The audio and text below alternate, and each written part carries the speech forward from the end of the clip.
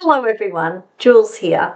Today I'd like to talk about a book about Carl Jung, and this is actually part 2 of a video that I made quite a while ago called The Gnostic Jung. And the first video was mainly to do with the Red Book by Carl Jung. And the book I'm going to talk about today is quite a useful companion book to this book. This book is actually full of the Gnostic ideas of Carl Jung. So a lot of people, understandably, have a little bit of trouble reading this book because it is quite a Gnostic book. So I recognised how Gnostic this book is right from the start, but it's also very absorbing because it's written in a Gnostic esoteric, almost esoteric style, even though it's also in diary form. So there is already a video about that. It's called the Gnostic Jung or Gnostic Jung, but this is going to be part 2 to that video. This is a book called the Gnostic Jung and the 7 Sermons to the Dead by Stephan Hoeller. So it's got a very shiny cover. I'm sorry about that. This book is really useful as a companion to the Red Book. It wasn't really written in that way, but it actually is a very useful companion book for the Red Book. So I'm going to talk about what's in this book. It's really a commentary on the 7 Sermons to the Dead by Carl Jung. And the 7 Sermons to the Dead is a Gnostic work in poetic form by Carl Jung, which was written at the same time as the Red Book. And this is why this is a very useful book to aid in understanding the Red Book. So it's really useful in that way. The only illustration in the book is a picture of Abraxas. And Abraxas is very much to do with the whole theme of Gnosticism. So that's an illustration of Abraxas. So I'm going to talk about what's in this book. A lot of people may not realise that when the Red Book was written and when the 7 Sermons to the Dead were written by Carl Jung, this was at a time that Jung spent 14 years absorbed in the studies of Gnosticism, and he was also formulating his early psychological theories during that time as well. And he spent 14 years absorbed in Gnosticism before he got completely absorbed in alchemy. So Gnosticism is actually a really very much a foundation to Jung's theories and thoughts during that early 14-year period. So I needed to mention that. So to talk about what's in this book, and it's so worthwhile getting, and I'll talk about what's in the book. So it's in 3 parts. It starts with an intro that's called Prologue. That's very worthwhile reading because it sets the whole context for the book.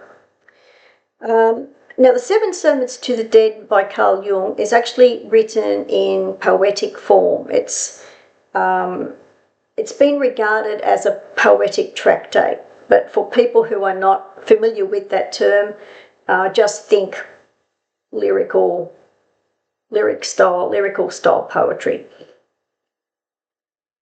So part 1 is the Gnosis of Carl Jung. It starts off, one of the early chapters, it starts off by talking about Gnosticism, defining Gnosticism, which is really important to understand that to begin with, the definition of Gnosticism and who were the Gnostics. The next chapter is Jung and Gnosticism, and Jung in relation to Gnosticism. And then another chapter is Towards a New Gnosis. And that's a really important reference there, because Carl Jung was really bringing Gnosticism into the modern world. The seven sermons to the dead were written in 1916, which was the beginning of the modern world, and a lot of people were not even thinking at all about Gnosticism. I mean, it was something that was hardly ever thought of except by historians at the time. So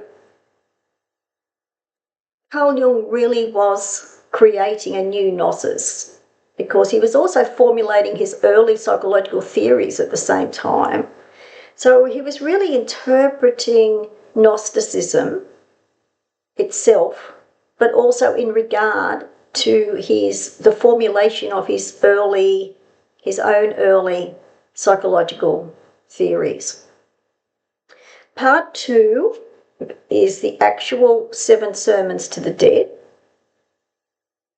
by Carl Jung, even though he actually creates a fictional author for the 7 sermons to the dead, and actually gives the impression that it's actually written by a Gnostic author from ancient times, but it isn't. It's actually Carl Jung who wrote 7 sermons to the dead. So this is a translation of the sermons, the text of the original English translation. Then part 3 is the commentary on each of the 7 sermons to the dead. So I'll just give you an idea of the themes for some of the sermons to the dead. The second sermon is on the theme of Helios, the sun god. Helios, image of God. The third sermon is about Abraxas, the theme of Abraxas, who I showed you the illustration a moment ago. Abraxas is a really important figure in Gnosticism. The fourth sermon is the burning bush and the tree of life. And both of those are very symbolic, important concepts. It's tree of life particularly for me because of my very long-term interest in Kabbalah. The sixth sermon is the serpent and the dove, which are 2 also very important symbols, archetypes. And the 7th sermon is homeward bound among the stars, which I really love that. It gives it that a whole celestial theme. Then you've got a conclusion, which is called epilogue. You've got notes at the back. You've got a Gnostic glossary, which is really useful. I mean, it gives the most important terms, definitions. I mean, it's not an extensive glossary, but I think it's got the terms, the glossary has got the terms that are most usually required, the most useful ones. Bibliography and an index. So this is quite not only a useful book, it's so well written. It's full of great, profound thoughts, as is the Red Book. The Red Book is quite profound, and this is really the best book around. As I said, in regard to the Red Book, really, there haven't been that many books written about the Gnosticism of Carl Jung, and particularly from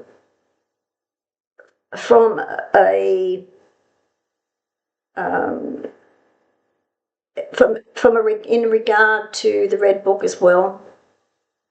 I think I was really so pleased. I got this book about a year ago, and it was one of those books that has been always well regarded. Of course, it's always in print because it is so well regarded. It's just so well written.